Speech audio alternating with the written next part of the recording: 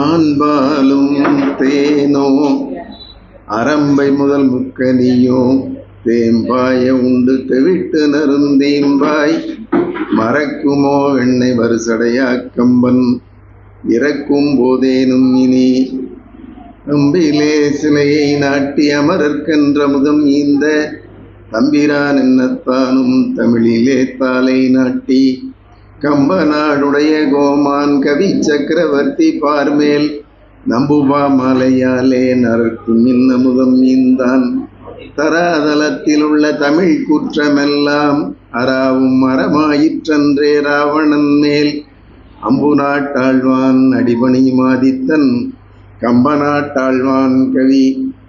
ஆண்டவர் மக்களே, இங்கே வந்து சிறப்பித்த குழந்தை செல்வங்களே, உங்கள் அனைவருக்கும் கம்பன் கலைக்கூடத்தின் காலை வணக்கத்தை சொல்லி மதிய வணக்கத்தை சொல்லி இன்னைக்கு வந்துட்டு இவ்வளவு குழந்தைங்க வந்திருக்கிறாங்க. மிக சிறப்பாக இருக்கிறது. ஏன்னா நாங்கள் எங்களுடைய இந்த நோக்கம் வந்து அடுத்த தலைமுறைக்கு உங்களுக்கு குழந்தைகளுக்கு வந்துட்டு தமிழை கொண்டு போய் சேர்த்துறது. யார் யாரை, திருவள்ளுவரை, கம்பனை, பாரதியாரை, இந்த மாதிரி தமிழில் இருக்கிற அறிஞர்களை எல்லாம் அறிமுகப்படுத்துவது, உங்களுக்கு மொழி பற்றியும் நாட்டு பற்றியும் கொடுப்பது, இந்த மாதிரி தான் வந்து நாங்கள் இந்த நோக்கத்தில் தான் நாங்கள் இயங்கிட்டு இருக்கோம். ஸோ எங்களுடைய நோக்கமே வந்து குழந்தைகளுக்கு அடுத்த ஜெனரேஷனுக்கு நம்ம தமிழை கடத்தணும். ஸோ அதற்கு எந்தெந்த குழந்தைங்க வந்து தமிழில் இன்ட்ரெஸ்ட் எடுத்து படிக்குதோ அந்த குழந்தைகளை நாங்கள் ஊக்கப்படுத்திட்டு இருக்கிறோம். ஸோ இதுதான் நாங்கள் செஞ்சிட்ருக்கிறோம். இந்த 6 வருஷமாக அக்டோபர் 2 நாங்கள் வந்து அடுத்த அக்டோபர் 2ஆம் தேதி காந்தி ஜெயந்தி அன்னைக்கு காலையில் இதே மாதிரி 10 மணிக்கு நாங்கள் எங்களுடைய 7வது ஆண்டு துவக்கலாவுக்கு நீங்களாம் கண்டிப்பாக வாங்க, வந்து சிறப்பு செய்யுங்க. இன்றைக்கி பார்த்திங்கன்னா குழந்தைங்க மிக சிறப்பாக இந்த நாடகத்தெல்லாம் நடித்தாங்க.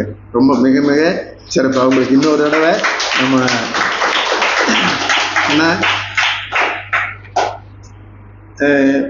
நம்ம வந்து குழந்தை 5ல் வளையாது 50ல் வளையாதுன்னு சொல்லுவாங்க.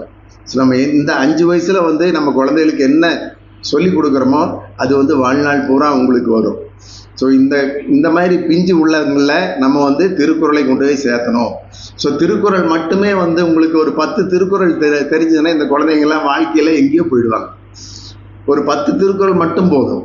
எண்ணிய எண்ணியாங்க எய்துவர் எண்ணிய திண்ணியராக பெரு. நீங்கள் என்ன ஆக நினைக்கிறீங்களோ அதுவே ஆகலாம். நீங்கள் வந்து என்ஜினியர் ஆகலாம், டாக்டர் ஆகலாம், அப்துல் கலாம் ஐயா மாதிரி விஞ்ஞானி ஆகலாம், பைலட் ஆகலாம், இராணுவ வீரர் ஆகலாம், இந்த நாட்டுக்கே வந்து பிரதம மந்திரியாக கூட ஆகலாம். ஆனால் உங்களுடைய எண்ணங்கள் எப்படி இருக்கணும்? எண்ணமாக இருக்கணும். 100%, 100 விழுக்காடு உங்களுடைய கவனம் முழுவதும் படிப்பிலே இருக்கணும். நீங்கள் வந்து டிவிலேயோ செல்ஃபோன்லேயோ உங்கள் கவனம் போகாமல் உங்களுடைய கவனம் வந்து படிப்பிலும் விளையாட்டிலும் மட்டும் இருந்துச்சுன்னா நீங்கள் எண்ணியாங்கு எய்துவீர்கள். நீங்கள் என்ன நினைக்கிறீங்களோ அதுவாகவே நீங்கள் ஆகலாம். வெள்ளத்தனைய மலர் நீட்டம் மாந்திரதம் உள்ளத்தனையது உயர்வு. இந்த திருக்குறள் தான் அப்துல் கலாம் ஐயாவுக்கு ரொம்ப பிடிச்சமான குறள். நம்முடைய எண்ணங்கள் எவ்வளோ உயர்வாக இருக்கிறதோ அவ்வளோ உயரத்திற்கு நாம் போவோம் அப்படின்னு சொல்கிறார். இன்னா செய்தாரை ஒருத்தல் அவர் நான நன்னயம் செய்தோம். நமக்கு யாராவது தீங்கு செஞ்சாங்கன்னா அவங்களுக்கு நம்ம நல்லதே செய்யணும். இன்னா செய்தாரை ஒருத்தல்னா அவங்களுக்கு பனிஷ்மெண்ட் கொடுக்கறது. எப்படி? இன்னா செய்தாரை ஒருத்தல் அவர் நான நன்னயம் செய்து விடல். அவங்க வெட்கப்படும்படியாக அவங்களுக்கு நம்ம நல்லது செய்யறது. ஸோ இந்த மாதிரி ஒரு 10 திருக்குறள் மட்டும் உங்களுக்கு தெரிஞ்சதுன்னா போதும். கற்க கசடர கற்பவை கற்றபின் நிற்க அதற்கு தர. நீங்கள் என்ன படிக்கிறீங்களோ அது மாதிரி நடங்க. அன்பிலார் எல்லாம் தமக்குரியர் அன்புடையர் என்பும் உரியர் பிறகு. நம்ம அன்பு இல்லாதவங்க வந்து எல்லாம் தமக்குன்னு சேர்த்து வச்சுட்டே இருப்பாங்க. ஆனால் எல்லா உயிர்களிடத்தும் எல்லா மக்களிடத்தும் எல்லாரிடத்திலும் வந்து அன்புடையவர்கள் வந்து தங்கிட்டு இருக்கிறது எல்லாத்தையுமே வந்து கொடுத்துருவாங்க. தங்களுடைய எலும்பை கூட மற்றவங்களுக்காக கொடுப்பாங்க. அன்பிலார் எல்லாம் தமக்குரியர் அன்புடையர் என்பும் உரியர் பிறர்க்கு. ஸோ இந்த மாதிரி ஒரு 10 திருக்குறள் உங்களுக்கு வந்து தெரிஞ்சதுன்னா போதும். நல்ல திருக்குறள் வந்து உங்கள் குழந்தைகளுக்கு 10 திருக்குறள் சொல்லி கொடுத்தீங்கன்னா போதும். அவங்களுடைய வாழ்க்கை வேற விதமாக இருக்கும். இன்னைக்கு வந்து பாரதி. ஸோ பாரதியார் பற்றி இங்கே ஒரு பட்டிமன்றம் நடக்க போகுது அடுத்தது. ஸோ பாரதியாரை பற்றி எனக்கு தெரிஞ்ச நான் வந்து எனக்கு இந்த சண்டை போடுறதுக்கெல்லாம் தெரியாது. பாரதி வந்து எதை பற்றி அதிகமாக பாடியிருக்கான்? நம்ம நாட்டினுடைய விடுதலையை பற்றியா, அடுத்தது அல்லது பெண் விடுதலையை பற்றியா, நாட்டு விடுதலையை பற்றியா அல்லது பெண் விடுதலையை பற்றி எதை பற்றி அதிகமாக பாடியிருக்கான் அப்படின்னு சொல்லி இங்கே ஒரு விவாதம் நடக்கும்போது நம்ம அந்த விவாதத்தை கொஞ்சம் விட்டுட்டு வெளியில் வந்துடலாம்னு சொல்லிட்டு எனக்கு தெரிஞ்ச பாரதி பற்றி ஒரு சில அந்த நிகழ்ச்சிகளை மட்டும் உங்களுக்கு சொல்லி நான் விடைபெறேன். நல்லதோர் வீணை செய்தே அதை நலங்கெட புழுதியில் எறிவதுண்டோ, சொல்லடி சிவசக்தியனை சுடர்மிகு அறிவுடன் படைத்து விட்டாய், வல்லமை தாராயோ இந்த மாநிலம் பயனுற வாழ்வதற்கே, சொல்லடி சிவசக்தி நில சுமையென வாழ்ந்திட புரிகுவையோ. ஸோ பராசக்தி கிட்ட பாரதி வரம் கேட்குறான். என்ன வரம் கேட்குறான்? இந்த மாநிலம் பயனுற நான் வாழ வேண்டும். ஸோ எனக்கு மட்டும் பயன்பட்டு பிரயோஜனம் இல்லை, இந்த மாநிலத்தில் இருக்கிற அத்தனை பேரும் என்னால் பயனுற வேண்டும். நான் நிலத்துக்கு சுமையாக வாழ்ந்துட்டு போகக்கூடாது, நில சுமையென வாழ்ந்திட புரிவியோ, விசையொரு பந்தினை போல் உள்ளம் வேண்டியபடி செல்லும் உடல் கேட்டேன். நம்ம எப்படி பந்தை வேகமாக அடித்தோம்னா வேகமாக போகும், மெதுவாக அடித்தோம்னா மெதுவாக போகும். ஸோ பந்தினுடைய நம்ம வேகத்துக்கு தகுந்த மாதிரி பந்து எப்படி நம்மகிட்ட திரும்பி வருதோ அது மாதிரி விசையொரு பந்தினை போல் உள்ளம் வேண்டியபடி செல்லும் உடல் கேட்டேன். நான் நினச்சேன்னா என்னுடைய உடம்பு நான் நினச்சதுக்கு தகுந்த மாதிரி என் உடம்பு ஒத்துழைக்கணும்.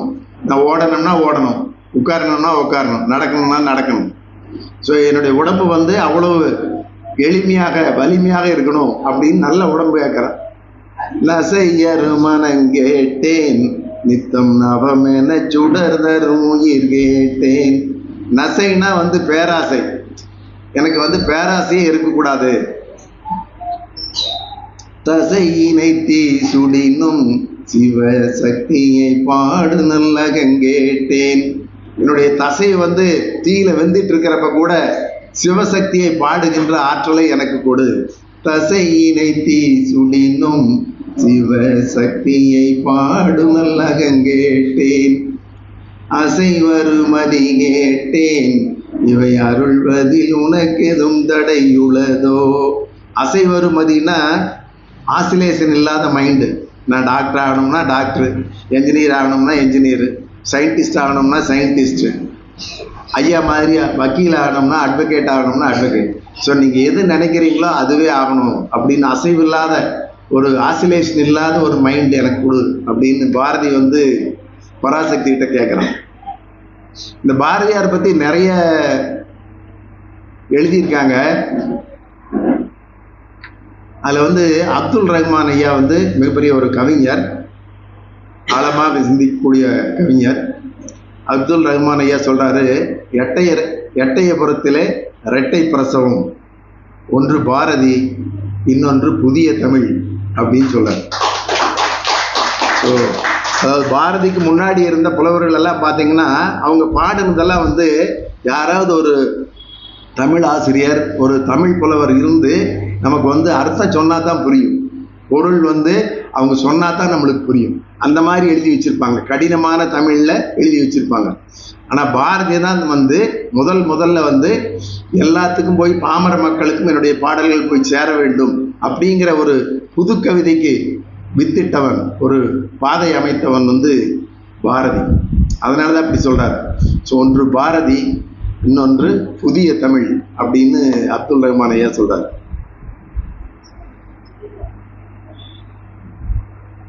இவர் பார்த்தீங்கன்னா பாரதியார் முதல்ல அந்த எட்டயபுரத்தில் பள்ளிக்கூடத்தானா அவங்க அப்பாவுடைய விருப்பம் பாரதி கணிதம் படிச்சுட்டு மேத்ஸ் படிச்சுட்டு பெரிய என்ஜினியர் ஆகணும், நிறைய சம்பாதிக்கணும் அப்படின்னு தான் அவங்க அப்பாவோட ஆசை.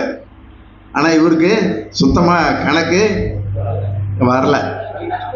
ஆமாம், அதனால் என்ன பண்ணுவார், நிறைய கிளாஸு கட்டடிச்சிருவார். கட்டடிச்சுட்டு இவர் பாட்டில் தமிழ் புஸ்தகம் எடுத்துகிட்டு போய் படிக்கிறது. அப்புறம் அந்த ஹிந்து திருநெல்வேலியில் போய் ஹிந்து பள்ளியில் போயிட்டு தமிழ் 3 வருஷம் படிச்சுக்கிறாரு. ஆனால் சின்ன வயசுலேயே 13 வயசுலேயே பாரதியாருடைய அப்பா இறந்து போயிடுறாங்க. அப்போ வேற வழி இல்லாமல் அவங்க அத்தை கூட வந்து காசிக்கு போகிறாரு பாரதியார். காசியில் போயிட்டு அங்கே வந்து 10 வருஷம் இருக்கிறாரு. காசி அந்த பல்கலைக்கழகத்தில் தான் அவர் வந்து எல்லா சமஸ்கிருதம் எல்லாத்தையும் கற்றுக்கிறாரு, வேதங்கள். ஹலோ, நான் கூப்பிட்றேங்க அன்பு, கொஞ்ச நேரம் கழிச்சு கூப்பிட்றேன். ஓகே, நான் கொஞ்ச நேரம் கழிச்சு கூப்பிட்றேன், ஒரு மீட்டிங்கில் இருக்கு. சரி, கொஞ்ச நேரம் கழிச்சு கூப்பிட்றேங்க. ஓகே.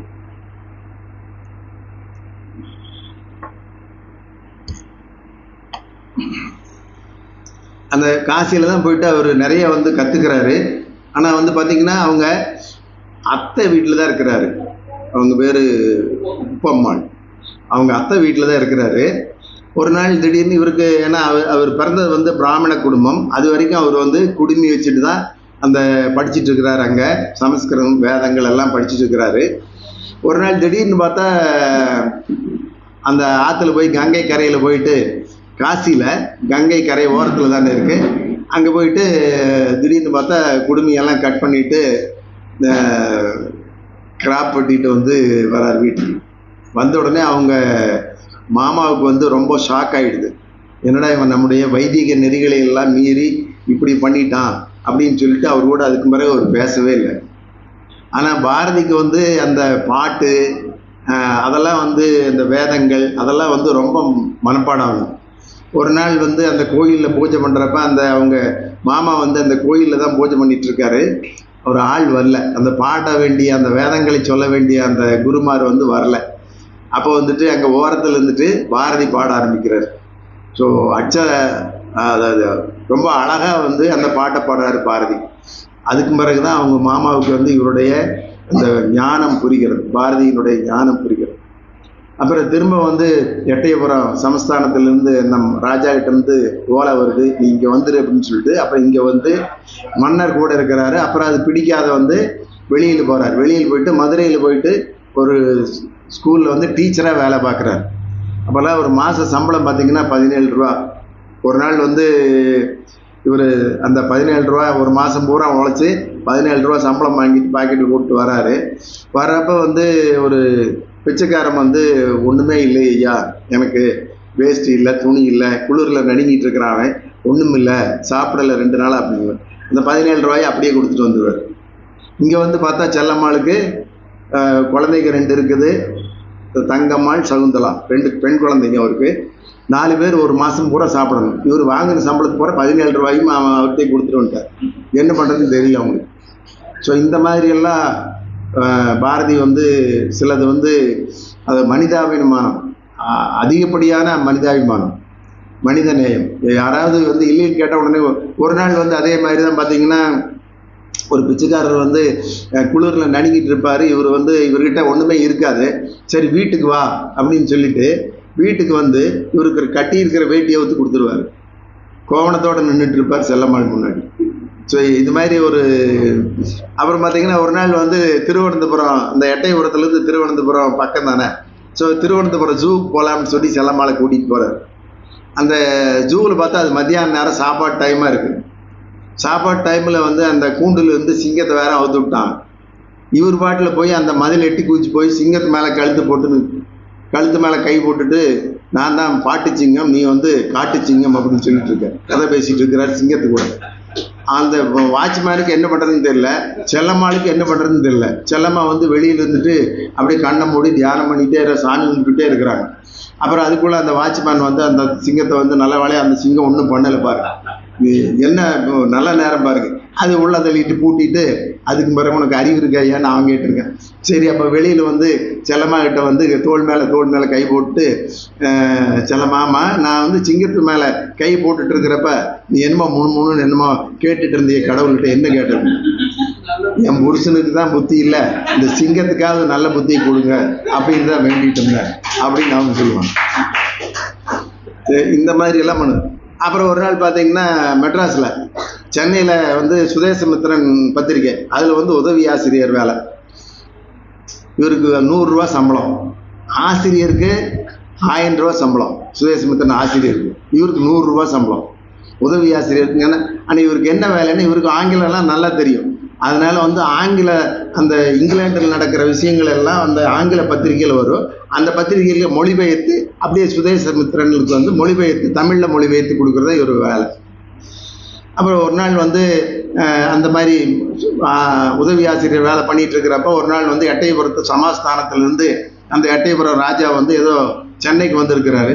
ஏதோ வேலை வெள்ளைக்காரங்களை பார்த்து ஏதோ துறையை பார்த்து ஏதோ வேலை ஆயிடுச்சு போட்டு. இந்த வேலையான சந்தோஷத்தில் கூட அவர் 2 பேர் கூட்டிகிட்டு வந்திருக்காரு. எல்லாத்துக்கும் 500 ரூபா கொடுத்துருக்காரு. எப்போ 1900. அப்போ பாரதி அங்கே நின்றுட்டு இருந்தா பாரதி நீயும் வச்சுக்க அப்படின்னு சொல்லி இவருக்கு 500 ரூபா கொடுத்துருக்காரு. 500 ரூபாய்ங்கிறது ஒரு 50 லட்சம் ரூபா மாதிரி. அப்போ 1900 வந்து 500 ரூபா. அவங்க வாங்கினவங்க 2 பேர் அவங்க வீட்டுக்கு வந்து பொண்டாட்டிக்கு நகை துணி எல்லாம் வாங்கி பட்டு பீதாம்பரம்னு கொண்டு போகிறாங்க. செல்லம்மாளும் பார்த்துட்டே இருந்தாங்க. சாயங்காலம் அவங்களுக்கு நியூஸ் போயிடுச்சு, இந்த மாதிரி எட்டயபுரத்து ராஜா வந்தார், 500 ரூபா சன்மானம் கொடுத்துருக்காரு. சாயங்காலம் வருன்னு பார்த்துட்டே இருக்கிறாங்க. செல்லம்மா நம்மளுக்கு எல்லாம் பட்டு பீதாம்பரம் எல்லாம் நகையெல்லாம் வரும்னு பார்த்துட்டு இருந்தாங்க. வழி மேலே விழி வச்சு பார்த்துட்டு இருக்கிறாங்க. பார்த்தா 2 குதிரை வண்டி வந்தது. சாயங்காலம் 5 மணிக்கு 2 குதிரை வண்டி வந்தது. ஜல்லுன்னு வந்து நின்றுது. அப்போது எல்லாம் குதிரை வண்டியிலேயே நம்ம வீட்டுக்காரர் எல்லாம் வாங்கிட்டு வந்துட்டாரு, நம்ம சந்தோஷமாக இருக்கலாம் அப்படின்னு சொல்லி போய் பார்த்தா எல்லாம் மூட்டையெல்லாம் அந்த வண்டிக்காரை இறக்கி வச்சான். அப்புறம் வந்து இறக்கி வச்சதுக்கு பிறகு செல்லம்மா போய் ஆசையாக போய் ஒவ்வொரு மூட்டையாக பிரித்து பார்க்குறாங்க. எல்லாமே அவர் சொல்கிறாரு, அழியும் பொருளை வைத்து கொண்டு அழியும் பொருளை வாங்கலாமா?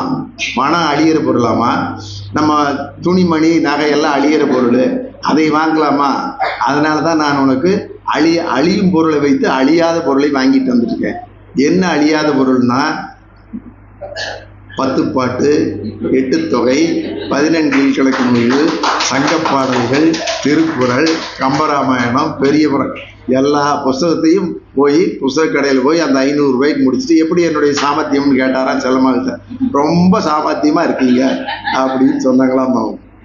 ஸோ இந்த மாதிரி வந்து பாரதியினுடைய வாழ்க்கையில் அவன் வந்து அவனுடைய அந்த வாழ்க்கையே வந்து அவனுடைய கவிதைக்கும் வாழ்க்கைக்கும் வந்து வித்தியாசமே கிடையாது. அவனுடைய வாழ்க்கையே கவிதை. ஆனால் வந்து 1921 வந்து 39 வருஷம்தான் பாரதியார் இருந்தார்.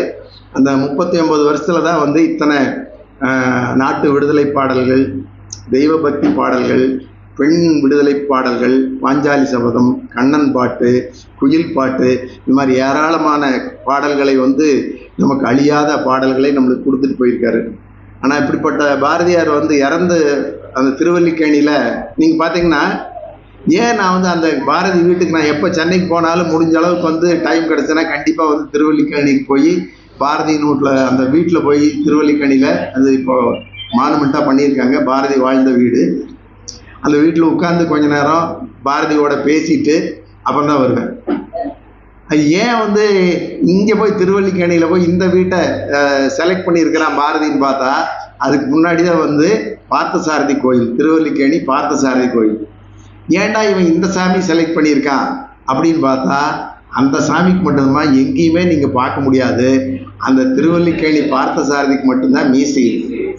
ஸோ நான் நினச்சேன் இவன் கடவுளை கும்பிடுறது கூட மீசை இருக்கிற கடவுளை தான் கும்பிடுவான் போல் இருக்கு. நான் ஒரு கவிதையில் எழுதியிருந்தேன், பாரதி உன்னுடைய மீசையை படித்து பார்த்துத்தானே நாங்கள் ஆசையாய் தமிழ் படித்தோம். ஸோ அவனுடைய மீசை அவ்வளோ அதான். அப்புறம் வந்துட்டு ஒரு நாள் வந்து அந்த விடுதலை இப்போ நடந்துட்டு நாட்டு விடுதலைக்காக ஒரு கூட்டம் நடத்துகிறாங்க. அந்த கூட்டத்தில் மெரினா பீச்சில் ஒரு கூட்டம் நடத்துகிறாங்க. அதில் ரொம்ப வீராவசமாக வந்து பாரதியார் பேசுகிறார்.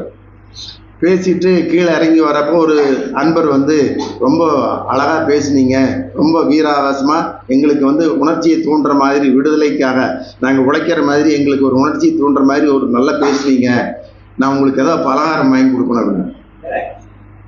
வீர பலகாரம் வாங்கிவா அப்படின்னு. இந்த அவனுக்கு ஒன்றும் புரியல. பலகாரத்திலேயே வீர பலகாரம்னு ஒன்று, வீரம் இல்லாத பலகாரம் என்ன வீர பலகாரம் அவனுக்கு புரியல. அப்புறம் பாரதி கிட்ட எனக்கு புரியலீங்க என்ன வீர பலகாரம். வீர பலகாரம்னா முறுக்கு, சீடை, அப்புறம் பக்கோடா, இதெல்லாம் கரெக்டு முருட்டுன்னு கடிக்கி திங்கிற பாருங்க, அது வந்து வீர பலகாரமா. பஜ்ஜி, உளுந்து வடை, இதெல்லாம் மெதுமெதுன்னு இருக்குமல்ல, அதெல்லாம் வீரம் இல்லாத பலகாரம். ஸோ இப்படி எல்லா இடத்துலையும் வீரம், பலகாரத்துலேயும் வீரம், சாமி கும்பிட்றதுலேயும் வீரம். அவனுடைய வாழ்க்கையே ஒரு வீர வரலாறு என்று சொல்லி வாய்ப்புக்கு நன்றி கூறி அமைகிறேன். நன்றி.